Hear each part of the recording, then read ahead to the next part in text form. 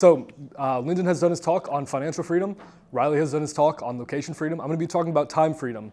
And this is going to be around using technology sort of to achieve that related to AI. So this is my promise to you guys in the audience. By the end of this presentation, you'll have practical steps, actual actionable steps that you can use to both save time and do more or better work using AI that will ultimately help you make more money. So does that all sound fair enough?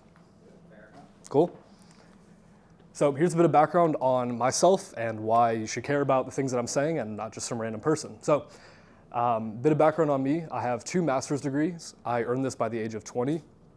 Long story, I should make a talk about this, but I finished high school at 17, studied in the United States through an accelerated program, so I have a degree in data analytics and an MBA. For the past 3 years or so, I've been doing work in different AI businesses, including an AI SaaS that I currently run. I started with content creation and doing that as marketing for a few companies, and then I pivoted to making software that helps people grow and automate their social media.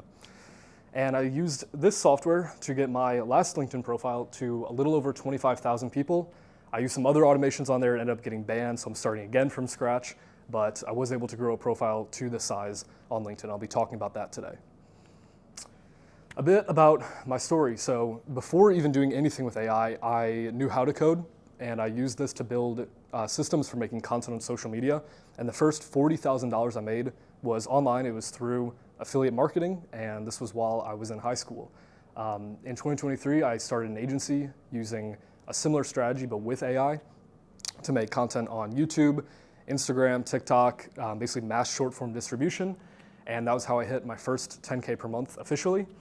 And then going into 2024 and 2025 now, I have my software called Leads Autopilot, which automates activity on LinkedIn, helps people grow their profile, and I've scaled that to over 100 paying users as of today.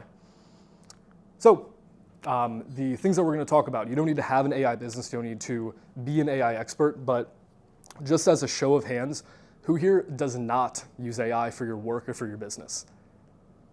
Okay, that's nobody. So everybody here uses AI to some extent in their business, and what I want to give you today is a few steps on how to use it more effectively so that you can make more money and save more time.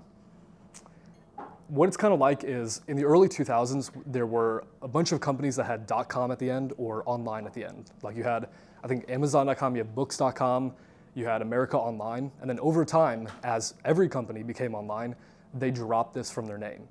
And I see that same thing, it's probably going to happen with AI, where there's a bunch of AI companies, OpenAI, Anthropic AI, that then just shift into more general things because every company implements AI at some point in their delivery.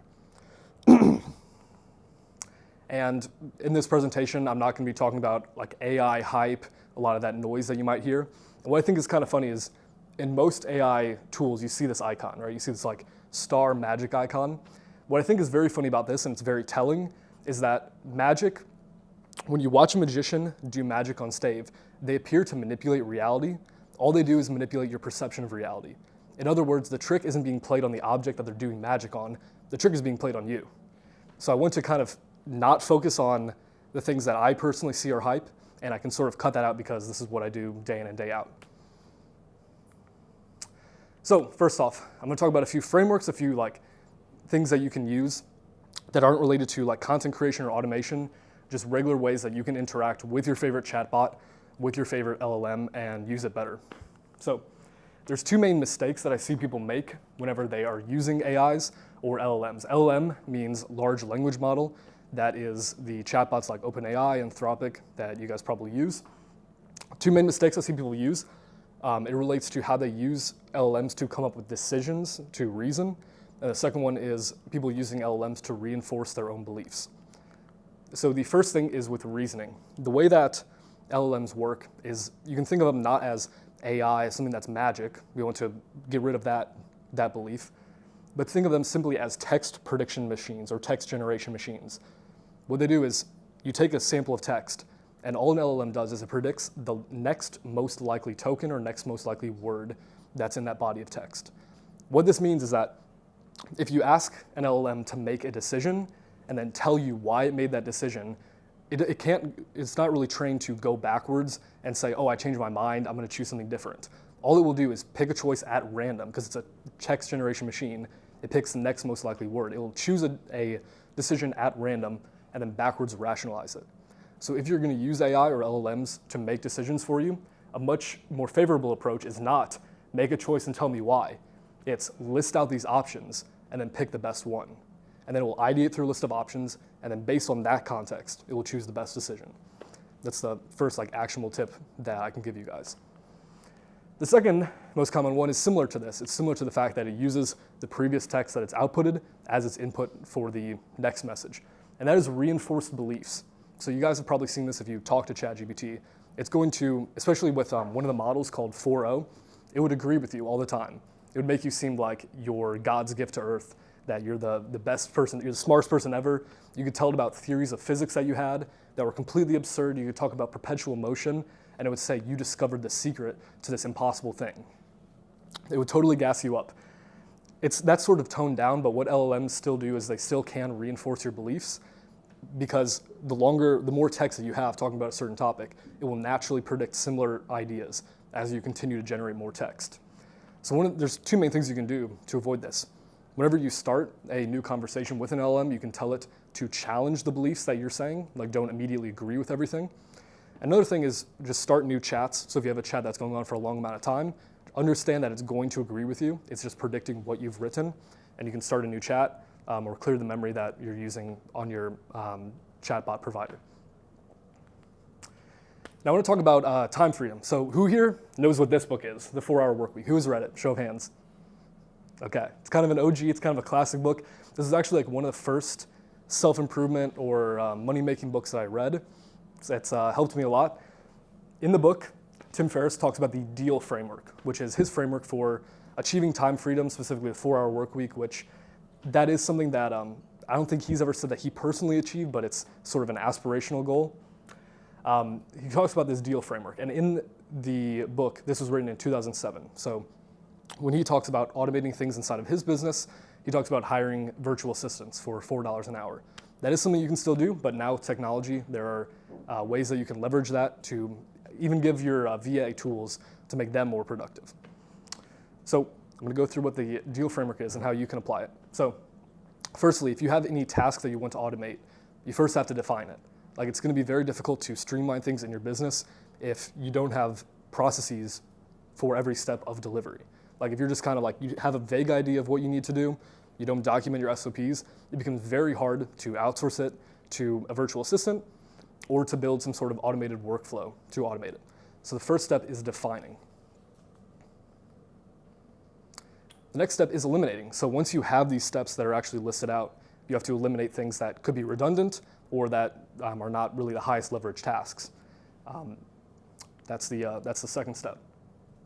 Then we have automating. This is the interesting part. This is where going into 2026 now, there's a lot of ways that you can do this. The OG way is to use VA job sites. You can use job sites like onlinejobs.ph to find virtual assistants who are based in the Philippines.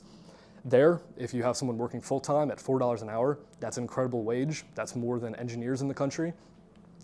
And what I personally do is I use Google Forms to find and source applicants. And the reason I do this is because on the website itself, it's going to be difficult to filter through people. Resumes and cover letters are mostly just noise. There's not much useful information.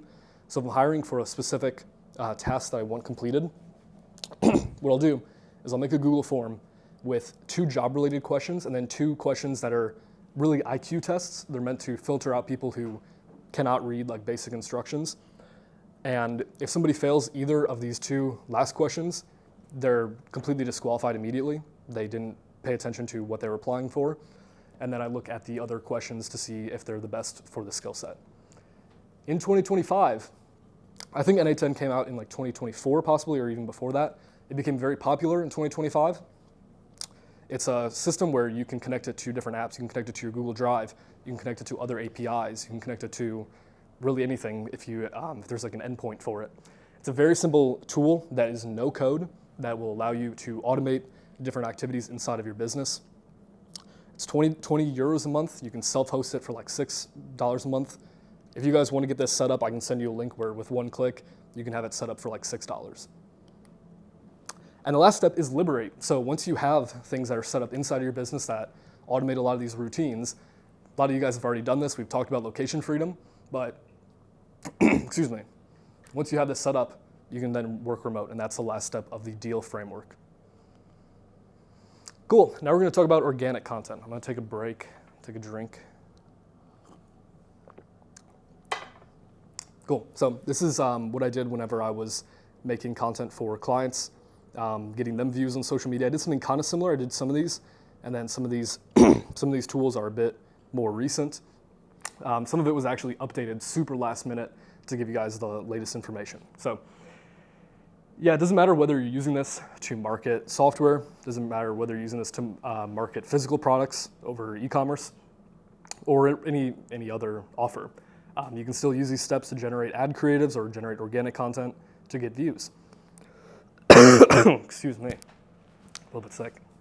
So there's a new tool that actually came out 2 days ago. This is what I updated, called Gemini 3 Pro Image, which is Nano Banana. And this image I've just made with it. So I gave it an image of the product C4 pre-workout, and it looks like, I don't see anything here that looks not real, but it's completely AI generated. So you can imagine how technology like this can be used if you're selling e-commerce products. You can imagine how it's being used if you want to build realistic looking accounts to do outreach for your agency. Excuse me. And if you're building like one-off creatives, it doesn't matter if you have a consistent character. You can just say white guy wearing a stringer in the gym. That's fine if you're making one image. If you want to make a consistent character, so that would be something like if you're building a brand around a character that you're running ads for, or you're building an account to do outreach from that looks kind of realistic. I've even seen people advertise like apps, and they have like some fictional fitness trainer that they advertise an app for. If you want to build a consistent character, what you can do is first generate the face using tools like Gemini or using tools like Seedream to generate the face. If the character is doing full body things like they're working out, then you can generate the physique and the full body, and then simply combine the two of these characters. And yeah, this will allow you to maintain character consistency so it's the same person in all your different creatives. Now I want to talk about audio generation. So inside of the, excuse me, inside of your reels, you might have text that is being spoken out loud as opposed to just text on screen. You can use 11 Labs. I'm sure a lot of you guys have heard about 11 Labs. Show of hands, who's used it before or heard of it? Awesome. So 11 Labs has these predefined voices. The thing about them is they're very recognizable. So a more favorable approach is to use instant voice cloning, which is where you upload a segment of you speaking and it will make a clone of that. You can use your own voice for that. That is something you can do. If you want to use a different person's voice that isn't just like a voice actor, some people will do this and it's kind of shady and it doesn't really work too well. They'll use like influencer voices or YouTubers. I would not recommend that because these people are on social media. They're very recognizable. So if you run ads with that, there's gonna be someone in the comments who says, oh, isn't this so-and-so YouTuber? What you can do instead, one strategy that you can actually do instead is if you want the persona of the character to be a certain way, you can ask ChatGPT for movie characters that exemplify this sort of persona. And then take that movie and use the audio from that to train a voice. Because not many people are gonna recognize so-and-so actor from 2004, who might still be big, but their voice sounds different in this one movie. They're not gonna be able to recognize that really, and you can get the vibe across. And so this audio that you generate, you can use it inside of your ad creatives, and if you have something like a setter, you can even use the audio inside of voice messages that you send. Tools like MiniChat will allow you to send voice messages, including those made by 11 Labs. Cool, now we have image to video. So once you generate an image with something like Nano Banana here, if you want to make it into a video that has motion, is being moved around, you can use a few tools. Some of the best that are on the market are Higgsfield AI, Kling AI. These will turn images into videos where you can describe what the character is doing. I believe Kling can do lip sync, but even if you make an ad creative with audio and with video, something else you can do is simply put the video in the background, have an audio overlay, and have captions that the speaker is saying. And this sort of tricks the viewer into thinking that the person in the video is speaking. Like if you had, let's say you had this guy talking about this pre-workout, it's the best pre-workout ever, you could have the text on screen here. And he's not saying it, his lips are not moving, but he's sitting here. It's a voice that kind of looks like it could come from his mouth. And that way, even if the lip sync isn't perfect, you don't have to use lip sync. You can just put the text on screen, and people assume that it's that guy speaking. And if you look at Instagram, like if you scroll there's a certain page on Instagram Reels, it will show only sponsored posts. If you look through that or look through the Meta ads library, you'll see people running ads just like this. So the last thing is, once you generate these ad creatives, if you want to distribute this on social media to get organic views, what you can actually do is upload a list of captions into a spreadsheet, and Canva has a tool called Bulk Create, which will take these captions and it will make a new video with the background video and each of the captions on screen. So if you want to make like B-roll, like lifestyle content, you can put text on screen and do that at scale using this method. If you're going to do this with like hundreds or thousands of videos, what I recommend doing is setting up a cheap VPS to download the videos and then upload them to Google Drive. Otherwise, you're limited by the speed of your home internet, which might not be as fast, and it's not really the ideal way if you're moving a lot of data. So you can set up a VPS to download and upload. Now you have like 400 megabyte per second data center speeds. And then for actually writing the captions. So what I do is you can use any LLM you want. You can use ChatGPT, Anthropic, and specify to generate captions for this specific niche. Output as a table with two columns. You have the index column and then the caption column. And I do this because normally whenever you tell it to generate a list, it's not going to be the correct number. So if you tell it to actually give the number, then it will make the correct number of items. And lastly, using AI to learn. So I'm sure most people here have asked a large language model a question to find the answer to something. This works for very brief information if you want to get a shallow view of a topic. What I find is a bit more useful if I want to go actually in depth is to ask AI models for book recommendations on a specific topic. This way you can actually go into depth, you can learn more about it. If you were to ask an AI the more in-depth questions, you'll soon realize that it doesn't know really as much as you might see, or as it might appear to know. And if you get books written by real people, you can find those golden nuggets. Cool. Let's do like a mini Q&A right here. Are there any questions that you guys had about, let's say, the first two parts? Or should we just continue? Cool, awesome. We'll do one at the end as well if you have questions about this section. So this is going to be LinkedIn strategy and automation. Show of hands, does anyone here currently use LinkedIn for their business? Really? Fresh crowd. I should. Yeah, fair enough. And we can talk about why you might wish to do that. Yeah, let's show of hands. Who uses Instagram for their business? Okay, most people. So I'm going to talk about what the demographics are really of LinkedIn and why it's easy to stand out. So on LinkedIn, only 1 to 3% of users post weekly.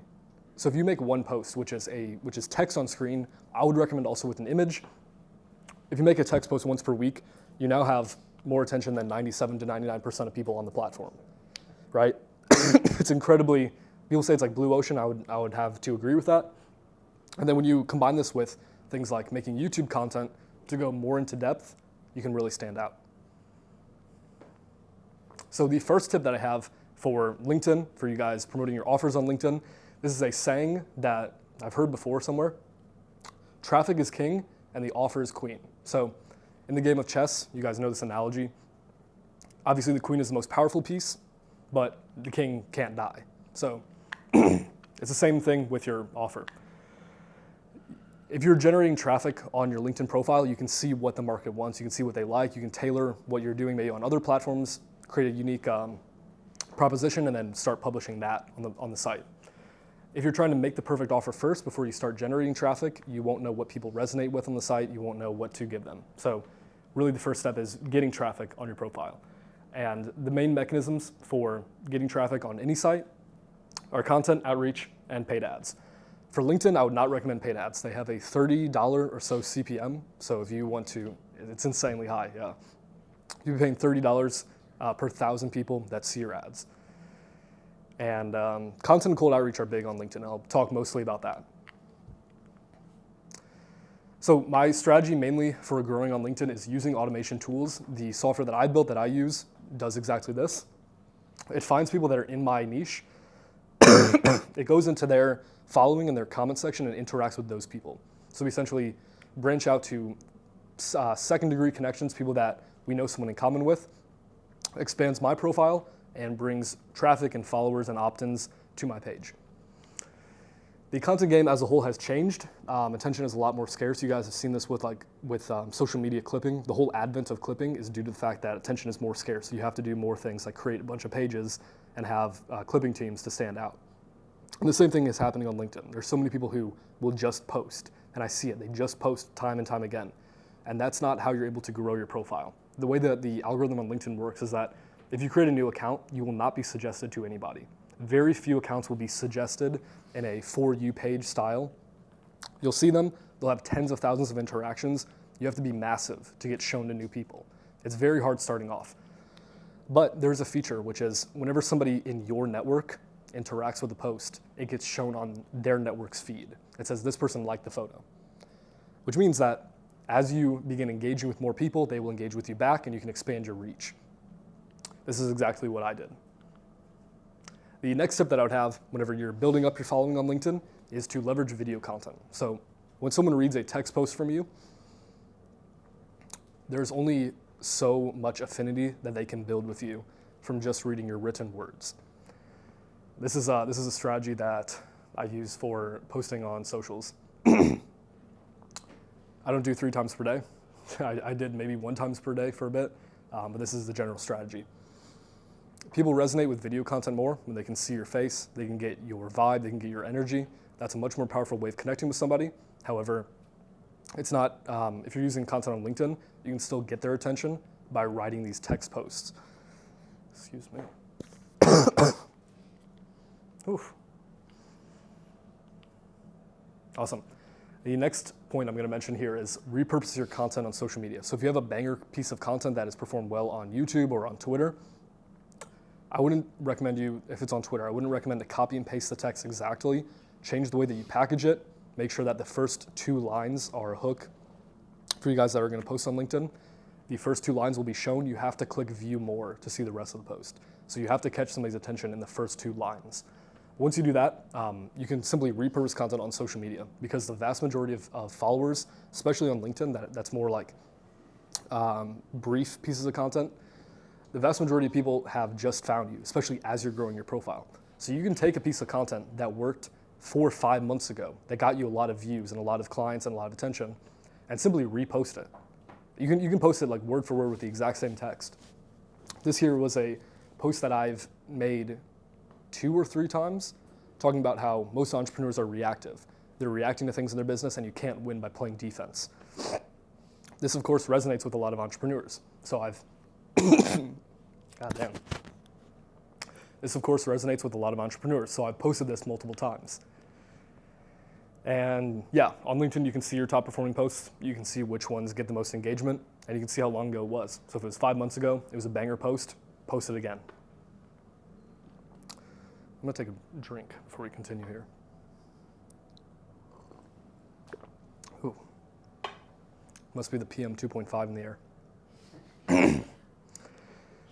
Okay, so another thing when you're making LinkedIn content, there's a psychology principle called the Dunning-Kruger effect. This is something that I think you should keep in mind if you're making content on LinkedIn because it's very, very prominent on the platform and you might fall into it if you make content. It's the belief that the less you know, or it's the statement that the less you know, the more you believe that it's true, the more confident you are in your assumptions. And over time, as you learn more about a topic, you actually become less confident because you realize how much more there is to learn. So whenever you're talking about content on LinkedIn, I'd recommend staying in your lane for the most part, maybe talk about 2 or 3 topics that you have expertise on. Otherwise, it becomes very easy to get a lot of attention sounding confident, especially because it's a short form platform. So you can sound confident, you can get a lot of attention doing that way. But it's not gonna help you in the long run. So stay on a few content pillars, talk about the things that you're an expert on, and you'll build a long-term brand doing that. And I have a point here about authenticity on social media. This is something I've talked about before on YouTube. I think it's worth saying again, that I have the belief that if you're being authentic on social media, that really comes from a place of having abundance and knowing that there's more people who are gonna see your content, and this is not the end-all be-all. So if you have, let's say you have your LinkedIn profile, and you're gaining like 10 followers per day, like not that many, or maybe even like 2 or 3 followers per day, you're gonna be very cautious. You're gonna say, well, I don't wanna post something that would damage my image or make people unfollow me or say something that's they might not agree with. However, if you're gaining a large number of followers per day and you have this abundance and you know, okay, well, if these people don't like it, there's gonna be more people that will like it. If you believe this, then it becomes very easy to be authentic on social media. It becomes very easy to say your mind because you're not fearful about the limited opportunities. You maintain an abundance mindset, and I truly believe that. Another tip here, especially with text-written content on LinkedIn, batch create. Batch create it. So if you are writing a piece of LinkedIn post every single day, there is something to be said about capturing the zeitgeist, capturing the moment. But I think for most content that you make, it's pretty much evergreen. You can batch create it, you can recycle it. You're gonna be good doing that. You can schedule a minimum of 7 days per content at a time, like a weekly. If you want to schedule a month ahead, you can do that as well. LinkedIn has tools built in to schedule posts. It's built in on their site. You can also use tools like Buffer or Go High Level to schedule the posts from a CSV file, like from a spreadsheet. And they also have a feature which lets you comment underneath the post. So you can put a lead magnet underneath that comment. Another tip here for content creation, make content for your ICP. So on LinkedIn, you'll get a lot of attention if you talk about like basic how to find a job content. That's what the vast majority of people are on the site for. They signed up because they're in college, they're told to get on LinkedIn Network, or they signed up so that they can use the job board to find jobs. So you can get a lot of followers like talking about that. That's not really gonna help you with your business. So I'd recommend making sure to avoid attracting that super broad audience because it's just gonna lead to a lot of unqualified leads inside your funnel. Another thing here, another mistake that people make is sounding corporate, sounding like we want to exchange the synergies to connect, and they use this LinkedIn drone speak. The people who are making money on this site, they don't talk like that. That's like people who are, they're told, they watch some course on YouTube and they're told to post on LinkedIn, and they don't know what to post, so they ask ChatGPT to write a post. Yeah, the people who make the most money, they don't do that. Take that as a fact. So one of the CTAs that I've been using on LinkedIn is simply ending it with this. A simple yes or no would be great. So I make a pitch. I say, hey, I had this offer. Would you be interested in this? A simple yes or no would be great. Because it reduces the friction for somebody to think. If somebody has to expend calories to come up with some sort of reply to you, they're probably not gonna reply. So if you're making a very direct response kind of message like this, you can end it with a CTA, like a simple yes or no question would be great. Another thing about appointment setting on LinkedIn. So if you have an appointment setter on your account who is booking in calls, one thing that you can train them to do is to not answer every single question. This makes it easier for you to actually book people on the phone, but also that means that you don't have to train an appointment setter to know every single detail about your offer. If you're making an offer on LinkedIn, one thing that you can do is target people with influence. So I had a call with a guy who he was in, I think he called himself like staff development role in his company, and he was interested in using the software that I had to use it for the staff that he was training. So he was someone with more influence inside of his company. Other people that have influence are agencies who want to use your services for their clients, and people who have a social media following that want to affiliate for your services. Those are great people to reach out to, great people to connect with, because they have influence. They'll impact more people. It's a way of multiplying the effectiveness of your outreach. But we're getting everybody sick. From back here. Yeah, wild. Whenever you're making content and you're on calls, there's a strategy that you can use called future pacing. So it's the idea that whenever you talk about your future with somebody, you increase the chances that you have a future with them. So whenever you're making content on LinkedIn, you can say, you can walk somebody through, excuse me. Whenever you're making content on LinkedIn, you can walk somebody through the steps that a client has actually taken with you once they paid and once they've worked with you. What this does is it helps give somebody an image of what it's like to work with you. You can also do this on calls in the sense that you say, okay, great, we'll close the deposit. After that, we'll get set up with XYZ. We'll do your onboarding call on this day. And it handles this unspoken objection, which is that you might take the money and leave. And so by talking about the future, it helps quell that belief. You, of course, know you're not going to do that, but they don't know that. So whenever you talk about the next steps, it helps them to understand that you're actually going to fulfill on the service. Another thing is whenever you're growing your profile, a lot of people, they try to spam connection requests. This is not a really viable way to grow your profile on LinkedIn. One, it has a limit of about 100 people per week, but also the people that you reach out to, they will become connections and followers of yours, not because they like your content, but because they just wanted to accept your connection. They just wanted a number on their profile. They wanted to feel important because you've connected with them. So whenever you post content, you're engaging with people and they end up following you, this sets the frame that they're coming to you. They're interested in what you're talking about. It's a much better approach than, because I see this all the time on LinkedIn. People have tens of thousands of connections and nobody interacts with their posts because they post garbage, but they think that that number matters, but it doesn't. When you're posting on LinkedIn, pre-qualify people before the sales call. You'll have people who see your post on their feed. They will try to book a call.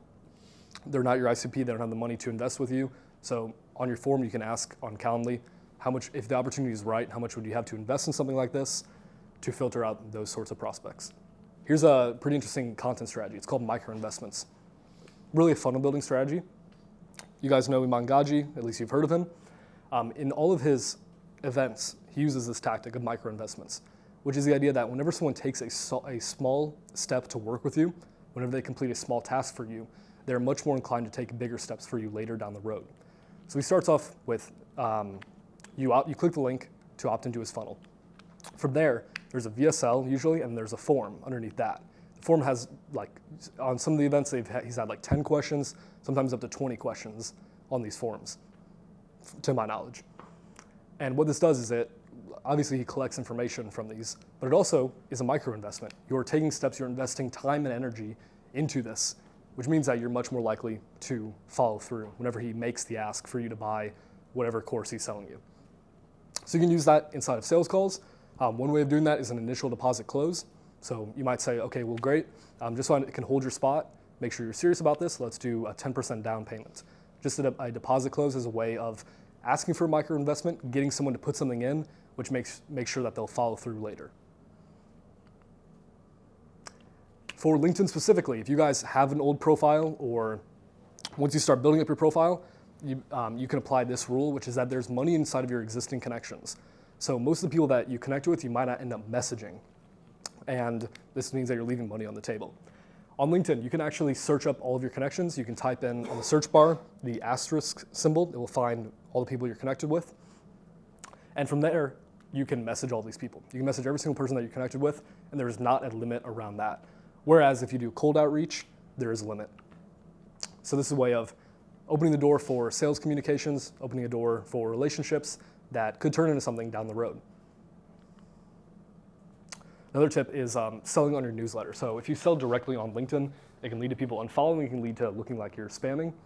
If you simply put links to your newsletter or opt-ins or lead magnets underneath your posts as the first comment, people will then opt into your newsletter, and it's there that you can make the ask. What I'd also recommend is whenever you make these comments, don't put them in the post itself. This will hurt your reach, so you want to put it in the comment underneath the post. And that's pretty much it. Here's my channel if you want to learn more about automation and LinkedIn. I think my channel has a few more followers since I took the screenshot, but you guys can go ahead and check out some of my videos there. It's my name, Otten. Q&A, does anybody have questions?